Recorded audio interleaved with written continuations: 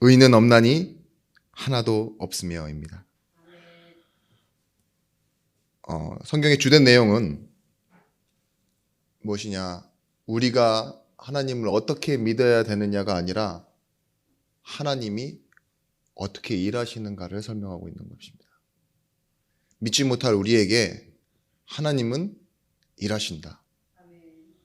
그것이 우리 지지난주 하나님이 참되심이 이기신다라는 제목의 내용이었습니다. 잠시 그 내용을 우리가 좀 짚고 넘어가면요. 하나님의 믿음을 뭐라고 하느냐? 믿으심이라고 합니다. 우리는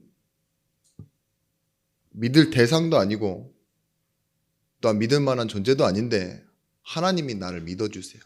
어떻게 믿어주시느냐? 나를 존재로, 나를 자녀로. 그래서 내가 가진 자격과 요건이 아닌 내게 주신 신분, 그 자녀를 믿어주시기 때문에 하나님께서 자기 자신을 믿고 뭐예요? 나에게 그 하나님의 은혜를 베푸시는 거죠. 이를 하나님의 의지라고 하는데요. 하나님의 의지가 얼마나 강하냐? 변하지 않는데요. 끝까지 영원히 이를 신실하심이라고 했습니다. 우리는 거짓된 인생이라고 말했습니다. 그리고 거짓말하며 살 수밖에 없는 인생이라 했는데요. 하나님은요, 우리를 향해 언제나 뭐죠? 부모의 마음처럼 참된 것으로, 그 참된 것이 무엇이죠? 하나님의 말씀이었습니다.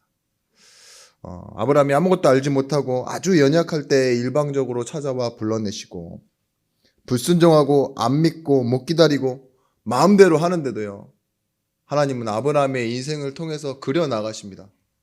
무엇을 그려나가시냐? 하나님의 시작과 하나님의 기다리심을 통하여 완성되어져 가는 것들을 이루어 가신다는 것이죠. 여기서 우리가 볼 수 있는 건 우리의 낭만과 좌절이 하나님의 참되심과 믿으심을 이길 수 없다. 그래서 택함받고 부름받은 하나님의 성도는 반드시 승리하게 되어져 있다 라는 내용이었습니다. 믿음이 얼마나 하나님의 설득 과정인지를 설명하기 좋은 그런 캔버스라고 말씀드렸어요. 하나님 그려내신 거죠. 그런 인물이 한 명 더 있습니다. 다윗이라는 인물인데요. 다윗은 자신을 죽이려고 했던 장인이죠. 근데 성경에서 뭐라고 나와 있냐? 원수된 사울이라고 나와 있어요. 악신 들려 정신문제를 시달리며 자신을 몇 번이나 죽이려고 했던 그 사울을 절호의 기회가 2번이나 왔음에도 불구하고 흘려보내는 영웅적인 모습이 나옵니다. 그리고 멋지게 용서해버리죠. 얼마나 멋있는 다윗의 모습입니까? 이를 보고 우리는 칭찬합니다. 성화되었다. 하나님 믿고 하나님을 바라보는 사람이 저런 모습으로 변해가는 것 아니겠냐 하면서 칭찬합니다. 그런데 이 성경에 나와 있는 진짜 하나님의 마음에 합한 자라는 타이틀이 어울리는 사람이죠, 다윗이. 근데 어느 날 시간이 지나놓고 보니까 자신을 위해 목숨을 내어놓고 싸우는 부하의 아내, 유부녀죠. 우리아라는 그 자신의 충신을 일부러 죽입니다. 아내를 뺏기 위해. 그러면 어떻게 된 걸까요? 이런 이면적인 모습을 보게 됩니다. 사울을 용서했던 그 멋있는 다윗이 어느 날 보니 남의 아내를 빼앗는, 그리고 죄인지도 모르는 그런 엉성한 모습으로 나타나요. 성화되었잖아요. 변화되었잖아요. 오히려 더 좋은 자리로 갔잖아요. 왕으로. 저와 같은 경우에는 사울을 용서한 그런 다윗보다 우리아를 죽인 자신의 충신을 교살한 그런 다윗의 모습이 더 마음이 갑니다. 왜일까요? 인간은 어쩔 수 없는 존재라는 것, 그걸 가장 그려내는 존재이기 때문입니다. 사울을 용서한 다윗에게는 예수님의 죽음이 마치 필요 없는 사람처럼 보이죠. 지금 우리가 성화돼서 착하게 살고 남에게 베풀고 살고 남에게 인정받는 삶 살고자 한다, 그게 목표라면요, 이미 그렇게 살고 있는 불신자들은 예수 믿고 뭐가 될 겁니까? 그게 목표가 아니에요. 이 죄를 범하고 실수한 다윗에게는요, 자기가 이제껏 해왔던 모든 의로운 행위도 삭제돼요. 그죠? 어쩔 수 없는 인간의 모습으로. 아이가 죽어가는 모습을 지켜보는 아버지가 되기도 하잖아요. 어느 모습에서는요. 그 위에 오직 예수의 십자가만이, 하나님의 은혜가 필요한 사람으로 다윗이 그려지기 때문에 차라리 우리아를 죽인 다윗의 모습이 더 인간적이고 더 하나님이 원하시는 모습이었다는 거죠. 방법이 없는 자, 그래서 은혜를 패하지 않는 자, 죄인된 모습을 인정하며 하나님 앞에 나아갈 때에 우리는 비로소 그리스도인으로 살게 됩니다. 지금 유대인이 어떻게 살아가고 있었냐? 이 로마 교인들이 지금 어떻게 살고 있었습니까? 잘 살고 있었습니다. 그 잘 산다는 의미는 경제적으로 부유한 것 말고도요, 종교적으로도 열심이고 칭찬받는 교회의 모습으로 지금 다윗에게 편지를 받고 있다니까요. 그런데 오늘 본문이 어마무시하게 욕을 해대고 있어요. 모멸감을 주는 말을 하고 있어요. 9절 말씀에 그러면 어떠하냐? 나으냐? 결코 아니니라로 시작해요. 우리가 그들보다 낫냐? 유대인에게나 헬라인에게나. 이 유대인이라는 말은 종교인이란 말이에요. 예수 믿는 사람. 그래서 종교적으로 선해지고 그걸 가지고 뭐예요? 정말 그리스도의 영광 나타내려고 하는 사람인데, 그런 사람이 헬라인, 예수 안 믿고 사회적인 질서를 만들어가고 어떤 계층의 법을 만들고 질서를 만들어가는 그런 법치인들이나 아니면 저 바깥에 있는 이방인들이나 다를 것 없이 전부 다 죄인이다 라고 말하면서 시작하고 있는 겁니다. 이게 왜 필요할까요? 오늘 이 부분이 계속 여러분들에게 기억되어지고 되뇌어지고 신앙생활로 돌아가서도, 삶으로 돌아가서도 계속 발견되어져야지만 오직 예수할 수 있는 답입니다. 그래서요, 첫 번째는요, 모든 사람은 전적인 타락과 전적인 무능력 속에 있습니다. 모든 종교는요, 인간됨을 회복하자고 말하고 있는데, 하나님의 말씀인 성경에서는 뭐라고 말하고 있냐? 모든 인간은 그럴 수 없는 죄인이다 라고 말하고 있습니다. 단순히 우리가, 여러분들 죄하면 드는 생각이 좀 범법행위나 감옥에 갔다 온 전과범이나 그 문명이 없는 곳에서도 말하는 그런 것들 있잖아요. 뭐 도둑질하지 말라, 살인하지 말라, 간음하지 말라. 이거는 탈레반이나 모슬렘이나 천주교나 다 있는 거예요. 모든 종교에 다 있어요. 성경에서 그게 나와 있다고, 그 법을 지켰다고 해서 죄를 안 지은 건 아니고, 그런데 나는 죄인이 아니다라는 생각 있죠. 자기를 부정하기 싫은, 그게 우리의 욕심이라니까요. 성경은 이렇게 말합니다. 죄 아래, 여기 이 단어를 뭐라고 하냐, 원어로는 휘포라고 해요. 죄 아래 있대요. 죄가 내 위에 있다는 거죠. 디모데후서 6장 1절 말씀에 멍에 아래에 있는 종들이라고 나와 있습니다. 그러니까 수고하고 무거운 짐진 자들아, 이럴 때 우리가요, 이 죄의 짐을 지고 살아간다 이거예요. 죄의 권세 속에 있다는 거예요. 그래서 무거운 짐을 지고 멍에를 지고 쇠살 속에 묶여있는 속박 상태를 보고 뭐라 그러냐, 죄의 상태라고 그랬어요. 죄는 뭐냐? 우리가 윤리적으로 도덕적으로 지은 죄가 아니라 어딘가에 묶여 살아가고 있는 거 있죠. 무언가를 메고 살아가고 있는 그 상태. 그 상태를 죄의 상태라고 말합니다. 그러면서 뭐하고 있냐? 그 죄 아래 종로를 타고 있는 너희라고 말하고 있습니다. 우리는 보편 일반적으로 어떻게 생각하느냐? 사람이 마음이 변하면 죄를 짓는다고 생각하죠. 그게 인간론적인 죄 해석입니다. 성경적인 죄 해석은 뭐냐? 죄의 세력과 사망의 법에 묶여있는 상태를 보고 죄라고 합니다. 그래서 하나님이 우리를 구원하셨을 때 뭐라고 하죠? 죄와 사망의 법에서 생명의 성령의 법으로 우리를 구원하셨다고 그랬어요. 이 죄는요, 어디까지 들어오느냐? 우리의 삶, 우리의 관계, 우리가 알지 못하는 잠재의식까지도 들어와 있는 겁니다. 존 헨리 조엣이라는 신학자가 이렇게 얘기했습니다. 죄는 파괴적인 것이다. 모든 선한 힘을 죄로 인해 파괴적인 힘에 위축되고 시들어버린다.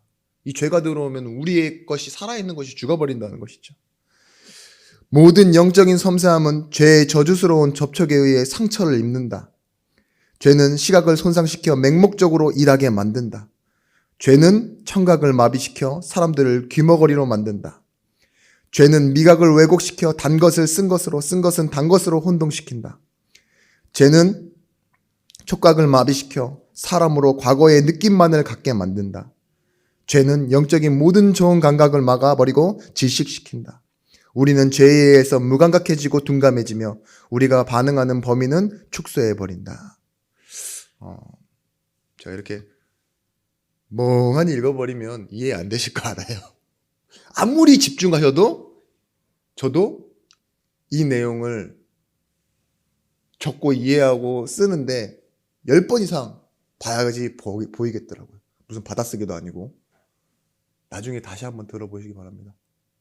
그리고 그냥 들으셨으면 그냥 내용이 이 정도만 알고 계셔도 돼요. 근데 우리는 동물과 개, 뭐 여러 가지 그런 반려동물들과는 다릅니다. 왜냐? 영적인 존재예요. 영적인 존재라는 말은 영적인 세력의 공격을 받을 수도 있다는 거예요. 사단이요, 반려견 절대 공격 안 합니다. 영적인 존재는 아니기 때문에. 그죠? 개를 보면 얼마나 순수해요. 기쁠 때 기쁘다 하고, 외로울 때 외롭다고 낑낑대고, 쇼파 다 물어뜯고. 그렇잖아요. 뭐 본능이지만 자기 새끼 키우고 그런 데 있잖아요. 사단이 공격해야 될 전혀 이유가 없어요. 마음에 있는 것을 당연히 말로 할 수는 없죠. 개니까. 마음에 있어도 못하지만 마음에 없는 행동을 하잖아요. 본능으로 움직이기 때문에. 그죠? 사람은요, 그렇지 않습니다. 우리가 선하게 살려고 해도 죄 가운데 살고 우리 삶 속에 죄를 행하게 되어 있다라고 나와 있습니다. 그러면 어떠하냐 이렇게 얘기하죠. 그러면 어떠하냐, 결론적으로라는 뜻입니다. 이 짧은 글인데 10절 말씀 보십시오. 기록된 바 의인은 없나니 하나도 없으며 깨닫는 자도 없고 하나님을 찾는 자도 없고 다 치우쳐 행하고 무익하게 되고 선을 행하는 자는 없나니 하나도 없도다. 없다는 말이 도대체 몇 번 나옵니까? 6번이 나와버렸어요. 없고 없다, 없나니 없도다, 없으며 6번이에요. 진짜 없다라는 거예요. 하나님의 의 아는 사람도 없고요. 자기의 의를 행하지만 그 의도요, 뭐예요? 결국은 의인이 될 수 없는 의인 거죠. 죄인 거예요, 죄. 그 예화인데 그런 거 있어요. 부산에서부터 하와이까지 수영해서 가야 되는데요. 수영을 전혀 모르는 사람, 그리고 동네에서 수영 좀 배운 사람, 그리고 진짜 국가대표 수영 선수 3명을 탁 빠뜨려 놨어요. 어떻게 됐겠습니까? 수영 전혀 안 배운 사람은 1분 안에 가셨고요. 동네에서 좀 배우신 분은요, 한 10km 이상 가셨고요. 가다가 가셨죠. 그 가셨다는 건 이제 죽었다는 말이죠. 수영 선수는 어디까지 갔냐? 굉장히 멀리 갔습니다. 100km 가까이 갔습니다. 걸어서도 가기 힘든 그 길을. 근데 죽었어요. 그 말은 뭐예요? 완주한 사람이 없다는 거죠. 목적지에 도착한 사람이 없다. 그 말이에요. 선을 행할 수는 있어요. 하나님이 원하시는 모습으로 살아가는 것처럼 보일 수 있어요. 어느 정도는 하겠죠. 그 정도가 차이가 있겠죠. 근데 도착할 수 없다고요. 그게 천국 갈 수 없다고요. 그 말입니다. 살인하지 말라, 간음하지 말라, 도적질하지 말라. 이런 율법과 사회법 지키는 건요, 사실은 아무것도 아닙니다. 그거 안 지켰다고, 뭐 죄인 아니라는 건 아니지만, 그거 안 지켰다고 지금 여러분들 우리 안에서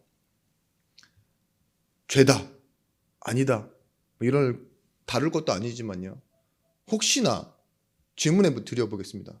혹시 일주일 안에, 최근 일주일 안에 살인해 보신 분 계십니까, 여기?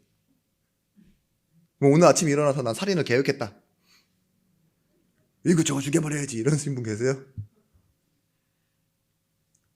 여러분, 법이라서 그런 게 아니라 내키지 않아서 안 하는 거예요, 여러분들이. 법을 지키기 위해서 안 하는 게 아니라 내 양심에 찔리기 싫어서, 귀찮은 일을 만들기 싫어서, 아니면 사회의 법이 두려워서 안 하는 거라니까요.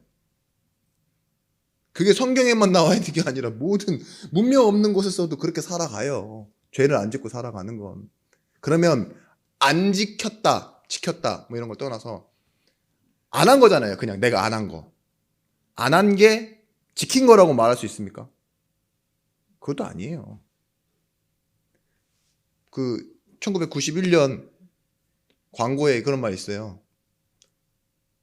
경동보일러인가요? 아버지 댁에 보일러 하나 놔드려야 되겠어요. 얼마나 감동스러운 그런 광고 문구였습니까, 그때. 그죠? 내가 아닌, 그것도 친정이 아닌 시댁에, 남편의 집에, 그죠? 근데 14년 뒤에도 그 광고가 또 나오더래요. 저거 아직도 안 사줬네. 입으로는 말하고 있는데, 그죠? 아직도 안 했어요. 지금은 또 나오더라고요, 또. 아버님 댁에 원적외선 히터나 놔드려야 되겠어요. 이게 나오는데, 보세요. 말만 하고, 뭐, 마음은 있어도 할 수 있어요. 감동스러운 순간이죠. 사람은 안 된다니까요. 그 광고가 잘못됐다라는 말이 아니고, 그 광고가 이루어지지 않았다, 광고일 뿐인데, 그런 내용이 아니라요.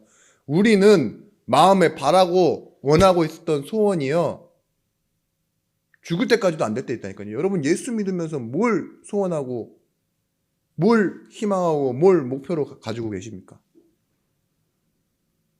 그거 아마 죽을 때까지 못 이루실 수도 있어요.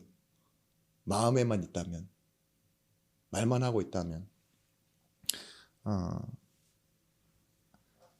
우리가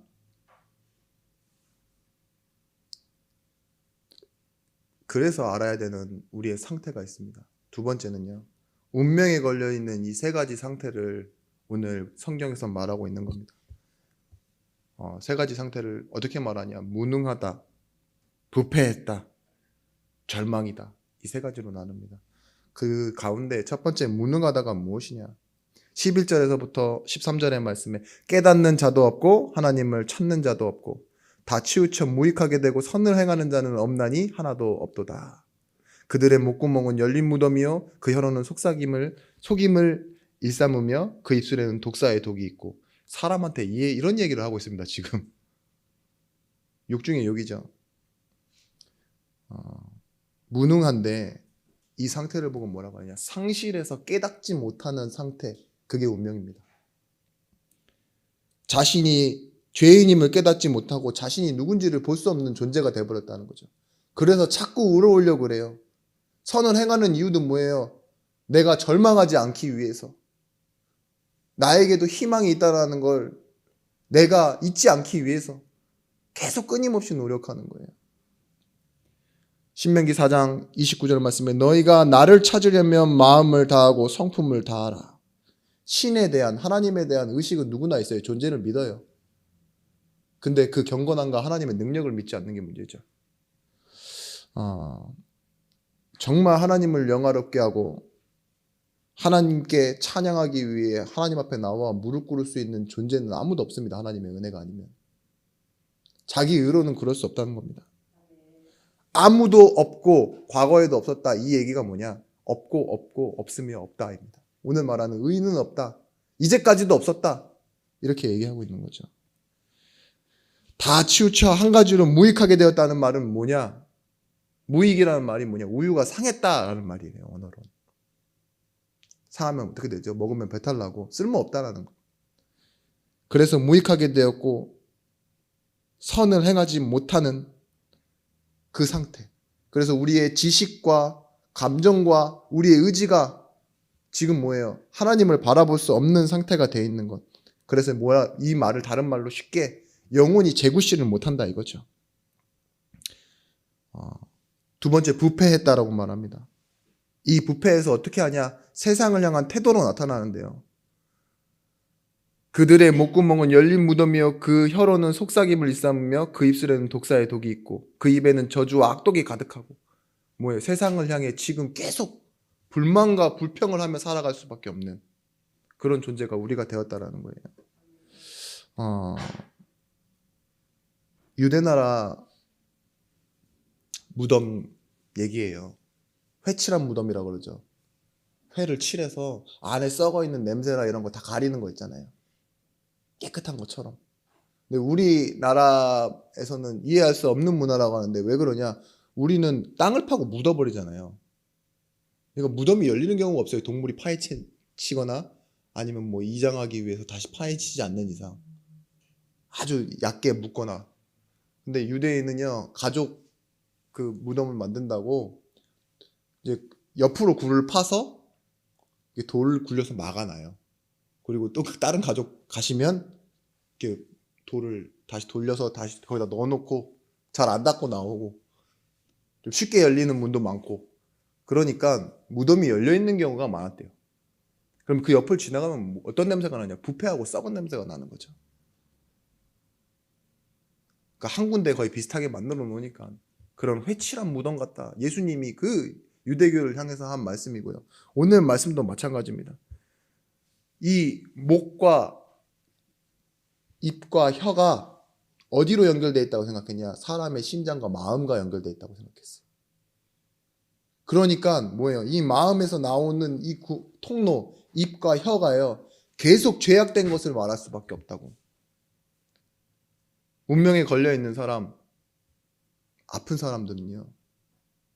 뭐 하느냐? 입으로 남을 원망할 수밖에 없고 입으로 욕할 수밖에 없다. 이렇게 얘기합니다. 정신병원에 있는 사람들 보시면 거의 욕 안 하는 사람 드물죠.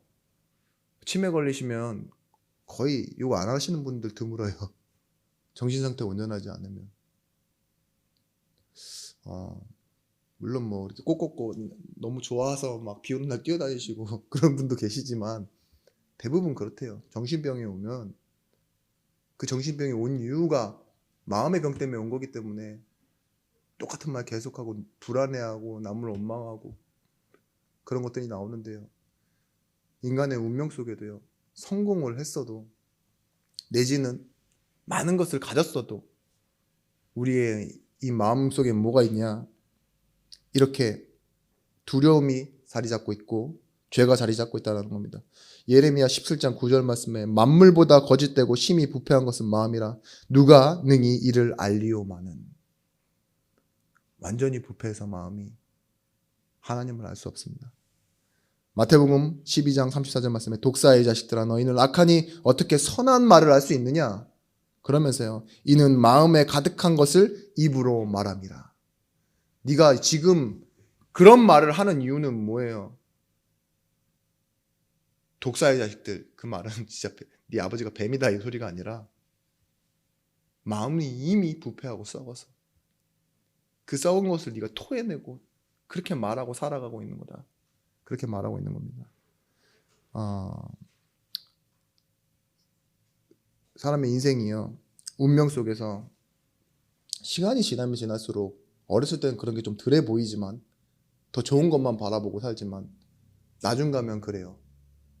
친구, 가장 친한 친구, 그런 사람들이랑 싸우게 되고, 특히 가족 간에 어떠한 뭐 있잖아요.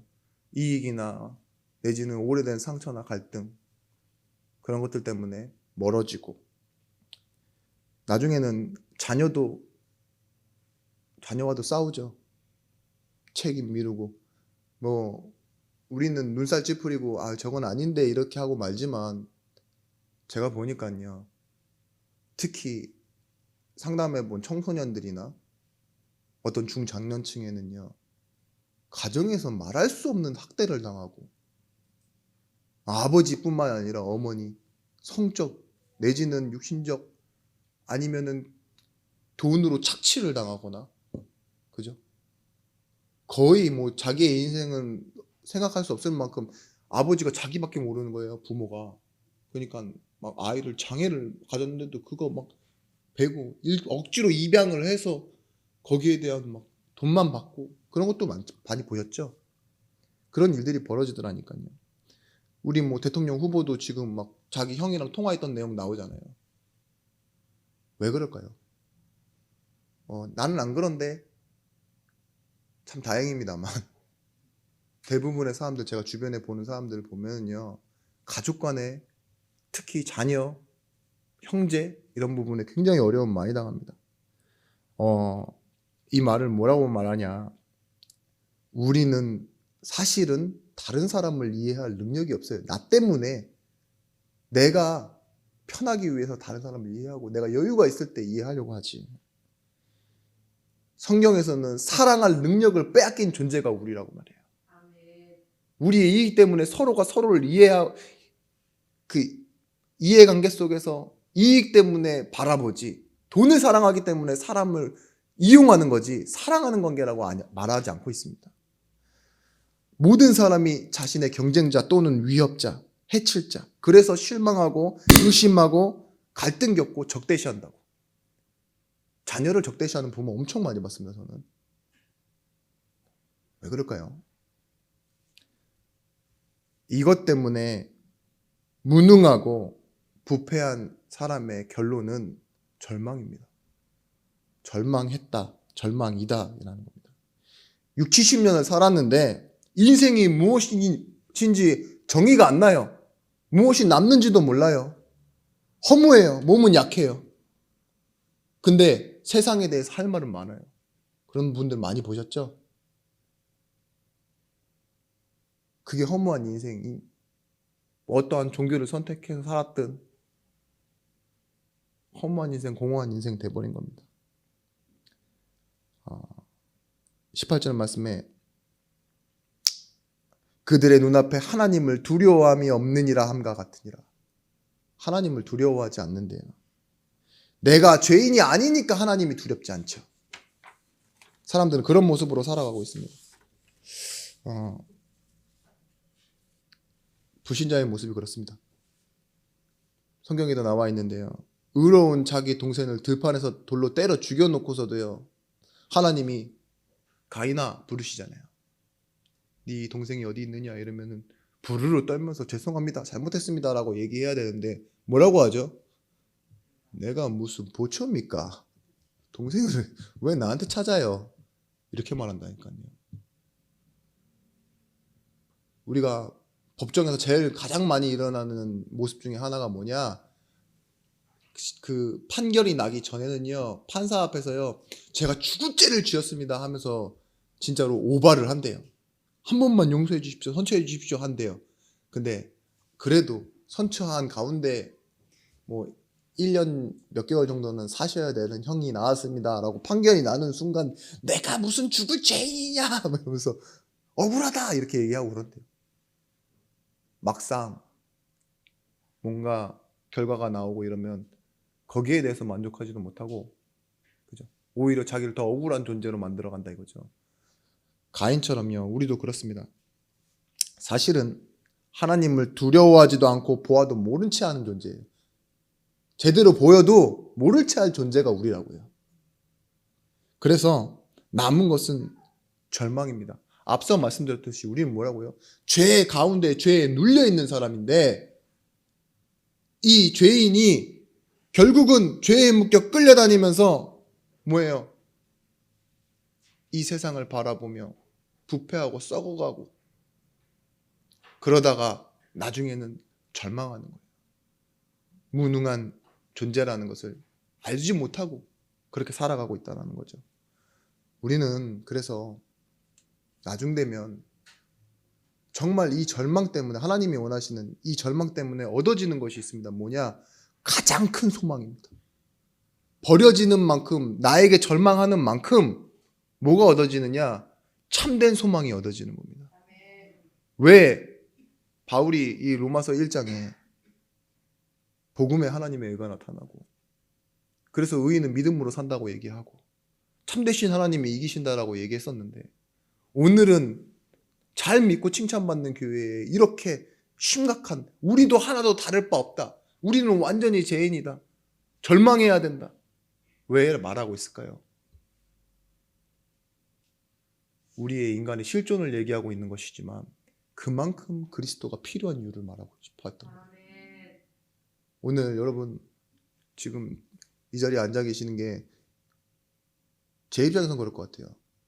이렇게 난해한 설교를 들으면 굉장히 따분하거나 아니면 굉장히 낮은 확률의 그런 방법으로 여러분들 굉장히 찔리시겠죠. 지금 아마 여러분들은 수술대에 올라갔는데 마취 없이 지금 칼 맞고 있는 거예요. 으아! 집에 돌아가실 때 어떻게 되겠죠? 쩔뚝쩔뚝거리면 울며 돌아가셔야 돼요. 그게 사실 예배래요. 교회가 사실은 이 부분에 대해서 계속 말해야 되는데 말하지 않고 있습니다. 왜냐? 말하면 싫어하거든요. 좀 약간 불편하거든요. 힘주고 할 수 있다라고 해야 되는데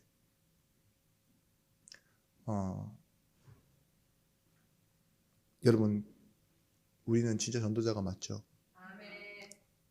우리는 듣기 편한 말 내지는 우리가 이해할 수 있는 이성적인 부분만 이해하는 것이 아니라 성경에서 하나님이 우리에게 알고자 하는 부분을 계속 말하고 그래서 오직 그리스도를 말할 수 있는 교회와 성도의 모습으로 자라가야 합니다. 세 번째, 그래서 우리는 버리게 되는 것이 있습니다. 예수로 인해. 그것이 뭐냐? 내 자존심, 내 목표, 내 착각, 내 기대가 작용하는 것들입니다. 칼빈 목사님이 이렇게 얘기했습니다. 우리가 우리 자신을 바로 알면 우리는 자기 자신을 믿지 않게 된다라고 했어요. 그게 정상이라고. 우리를 진짜 바로 알 때 우리 자신을 믿지 않는다고. 나를 포기할 만큼 정확하게 아는 것. 그것이 예수를 바로 믿기 위한 필수 절대 요건이며 불가분의 요소라고 말하고 있습니다. 그래서 여러분 나를 바로 알고 나를 포기하고 내려놓고 예수를 믿는 거 있죠. 예수를 알아가는 것. 그것이 바로 여러분의 신앙생활이요. 바로 예배입니다. 내가 바라보는 신앙생활이 있습니다. 여러분의 그 신앙생활에 과거와 현재와 미래가 있죠. 과거와 현재와 미래. 물론 많이 달라졌지만 근데 내가 그 정도로 죄인인가? 그렇게 인정하기 싫을 때 있을 거예요. 근데 철저한 절망 이후에 하나님께서 우리에게 주시는 게 있어요. 그것이 뭐냐? 말씀에 대한 소망입니다. 의로우려고 하는 그런 노력도 포기하는 자리로 가야 됩니다. 선하려고 하는 것까지도 죄라는 인식이 우리에게 있어져야 됩니다. 의로우려고 하면 할수록 비참해지는 자기 자신의 모습을 보고 확인하는 자리로 우리는 가야 됩니다. 익사 직전에 그 사람을 구할 때 그 물에 빠진 사람 구할 때 있죠. 잘못하는 경우 숙련된 사람이 아닌 경우에는요 어떻게든 자기가 살려고 몸부림치고 허우적대잖아요. 근데 비슷한 사람이 가가지고 잡았다가는요 그 힘에 딸려 들어가 버린대요. 오히려. 그죠?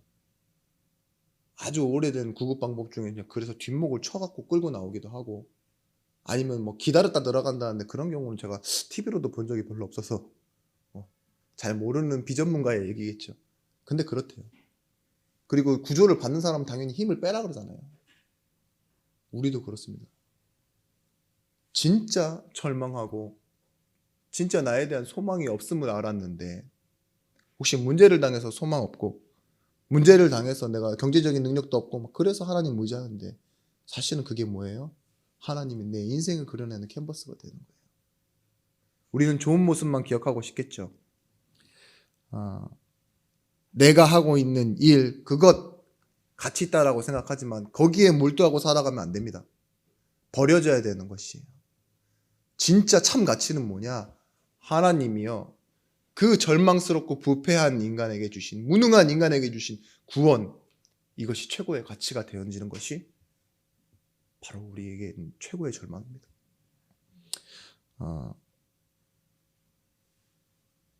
구원의 가치가요, 정말 크지 않다면 여러분들은 분명 예수 믿으면서 얻어지는 가능성과 혜택에 대해서만 관심이 많을 거예요.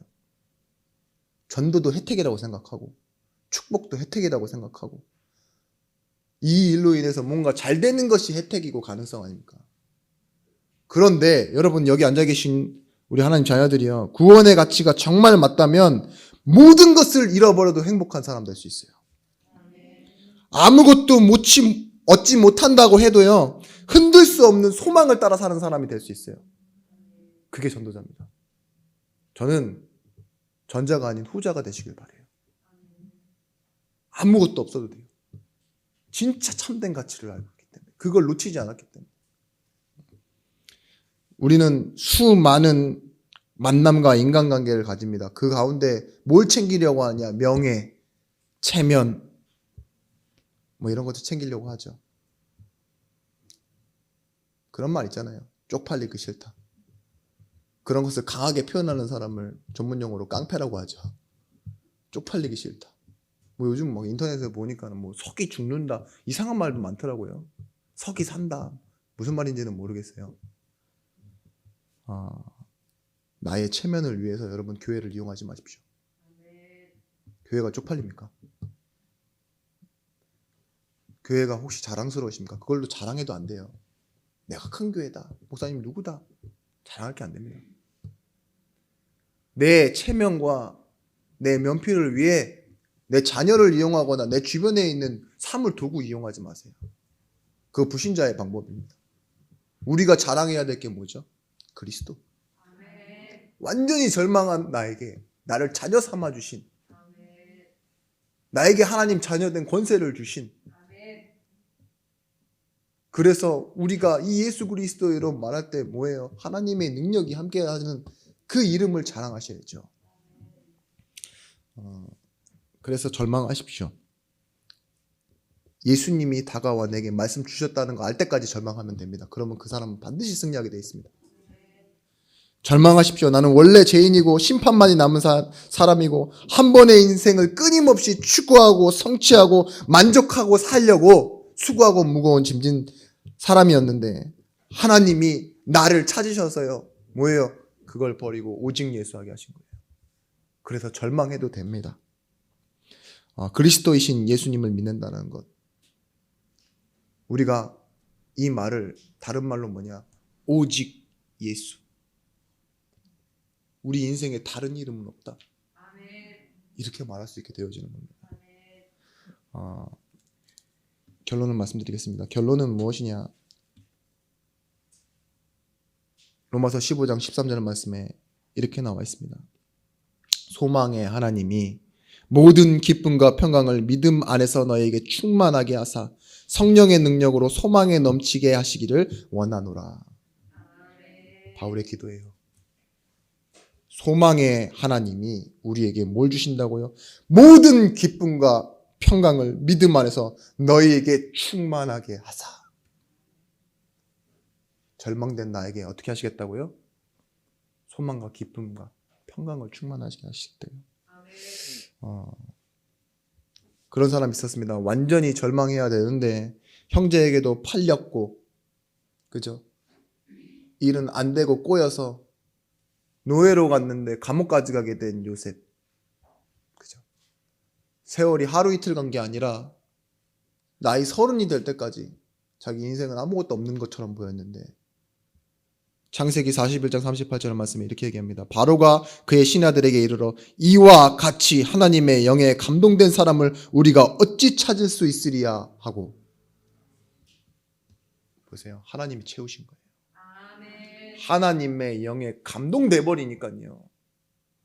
나의 빈 공광 절망 공허한 이 마음을 뭐예요? 하나님의 영에 감동됐대요. 채우시니까 뭐가 됐다고요? 그 나라의 왕도 어찌할 수 없는 정말 승리자가 되어지는 것이죠.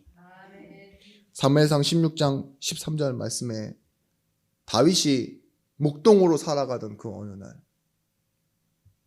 아무것도 바뀔 수 없는 그런 그날에 찾아온 사무엘과 만남을 통해 언약받고 난 후에 이날 이후로 다윗이 여호와의 영에 크게 감동되니라.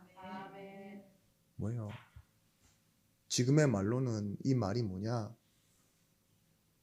빈곤한 나의 영에 하나님의 성령이 충만케 임하신다는 거예요. 나를 성전 삼고 내 안에 함께 하신다는 거예요. 여러분 절망하십시오. 절망하는 만큼 무엇이 되어지느냐? 하나님의 성령이 채우십니다. 사도행전 6장 5절 말씀에 스데반 뿐만이 아니라 성령이 충만한 자를 뽑으라고 합니다. 7장 55절 말씀에 스데반이 성령을 보고 충만하여 하늘을 우러러 주목하여 이렇게 나옵니다. 이때 뭐하죠? 돌든 사람들 앞에서도 복음을 말해요. 죽을 줄 알고도 복음을 말해요. 내가 원하는 내 목표가 아닌 하나님의 일을 이루는 그 시간표가 온 겁니다. 사도행전 4장 41절 말씀에도 빌기를 다음에 모인 곳이 진동하더니 무리가 다 성령이 충만하여 담대히 하나님의 말씀을 전하니라. 뭐 했다고요? 하나님의 성령이 충만하니까요. 뭐가 됐습니까? 하나님의 말씀을 전하는 일이 일어난 겁니다. 보세요. 내가 내 영으로 충만하고 내 욕심으로 가득하면요. 누군가를 원망하거나 내 자랑할 수밖에 없어요. 근데 뭐예요? 하나님의 영에 성령에 충만한 사람이 결국은 하나님의 말씀을 거기에 뭐라고요? 기쁨도 충만했대요. 그게 우리의 인생입니다. 본래 무능하고 본래 부패하고 본래 절망해야 되는 내가 그런 내가 하나님께 구원받고요. 이제는 새 생명으로 빛으로 세상에 나아가 하나님의 말씀을 전달하는 전도자로 살아가는 겁니다. 여러분 마지막으로 성화는 무엇입니까? 거룩할 성자예요. 근데 조직신학자들이 이제 성화라는 단어를 예수 믿으면 변한다 하기 위해서 만들어내 놓은 단어래요. 성경에는 성화라는 단어는 없습니다. 근데 그걸 굳이 풀자면 성화는요. 내가 없음인 상태가 돼야 되는 거예요. 없음인 상태가 돼야 하나님이 그걸 채우신다 이거예요. 그래서 믿음을 뭐라고 하느냐? 사실은요. 하나님이 일하실 수 있는 공간을 만들어내는 걸 보고 믿음이라고 합니다. 믿음은 내가 하나님에 대한 믿음을 강렬하게 믿고 의지를 갖고 있는 게 아니라 뭐예요? 나는 안 됩니다. 나는 포기하고요. 하나님이 하세요 하고 자리를 내어드리는 거 있죠. 그러면 하나님이 일하신다고요. 성화를 다른 말로 하면 뭐냐? 나는 없음인 상태가 되고 하나님이 들어와서 채우시는 상태 있죠. 그제야 비로소 하나님의 일들이 나타나기 시작한다는 거예요. 그래서 결론은 무엇이냐? 여러분 성령 충만 받으십시오. 이제로 말로 하면 성령 충만 받으면 뭐냐? 하나님이 일하시는 거예요. 우리 목사님에게 성령 충만 받게 하십시오. 이 말은 뭐냐? 목사님이 목사님 얘기하지 말고 하나님의 일을 말을 하게 하십시오. 내가 오늘 무슨 어떤 일을 하러 가는데 성령 충만 받는다 이러면요. 내가 내 목표 이루러 가는 게 아니라 오늘 하나님이 하실 일을 하나님이 하십시오. 그렇게 맡기고 가는 거예요. 그게 성령 인도입니다. 그게 진짜 성령 내주입니다. 그래서 성도는 세상에서 모범생으로 변화되어지는 것이 아니라요. 성화란 말은 이 말입니다. 예수 아니면 살 수 없는 자로 바뀌어가는 것입니다. 성도는 노력하고 갱신하는 사람이 아니라 하나님과 함께하고 그렇게 매일 부으시는 하나님의 은혜에 감격하며 강동하여 예배하고 경배함으로 나아가는 사람입니다. 여러분 그래서 돌아가실 때 기쁘시고 내일도 또 눈 뜨실 때 기쁘시길 바랍니다. 절망한 일이 생기십니까? 그러면 일이 잘 안 되고 손해나는 거 그거 바라보지 마시고요. 사실은 본래의 나, 그 죄의 상태에 있는 나, 거기에 절망하시고 오직 예수, 성령 충만, 이 단어를 붙잡고 승리하신 날 되어지기 원합니다. 꼭 한번 부탁드립니다. 꼭 한번. 내가 아차 싶을 때, 오늘 내가 후회를 하더라도, 오늘 내가 진짜 내 맘대로 살았다 할지라도요, 다시 한번 돌아와. 사실은 그 순간 성령 충만 선택할 수는 없으니까, 그래, 그때 내가 성령 충만 받아야 됐구나 라고 밤에 기도 한번 하고 잠드시는 그런 날, 그런 시간이 주중에 자주 여러 번 계셨으면 좋겠습니다. 기도하겠습니다.